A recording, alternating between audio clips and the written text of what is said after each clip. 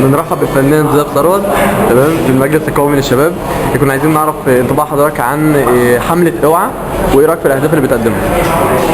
هي والله حملة جميلة جدا. هي من طابع صناع ومن طابع دكتور عمرو خالد، الحاجات القوية المحترمة. فكانت حاجة محترمة جدا جدا ان هم يفكروا في الموضوع ده. الموضوع كتير من الوسائل الإعلامية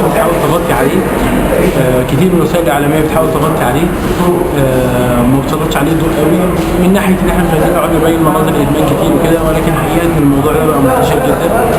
فكان لابد ان تطلع حملة ضده، حملة قوية. مفيش اعتقد حملة طلعت بالقوة دي، فالحملة قوية ما شاء الله. الناس أعداد جميلة جدا ومحترمة، وفي ايفنتس كل يوم في جامعات ومدارس على مستوى مصر. الموضوع قوي جدا ان شاء الله، بس الناس تشد حيلها كده ومش تبقى حماس في الاول بس، وان شاء الله هتبقى حاجه جامده جدا باذن الله. كنا عايزين نعرف بدات مشوارك الفني ازاي يا استاذ؟ مش مشوار فني خالص، هو حاجه بسيطه جدا يعني، لسه مش مشوار. احنا في الاول خالص بدات عادي، حبيت اكتب وسجلت في البيت، ابسط حاجه في الدنيا يعني. كل حاجه وصلت لها يعني بتوفيق ربنا سبحانه وتعالى. بس شكرا يا استاذ.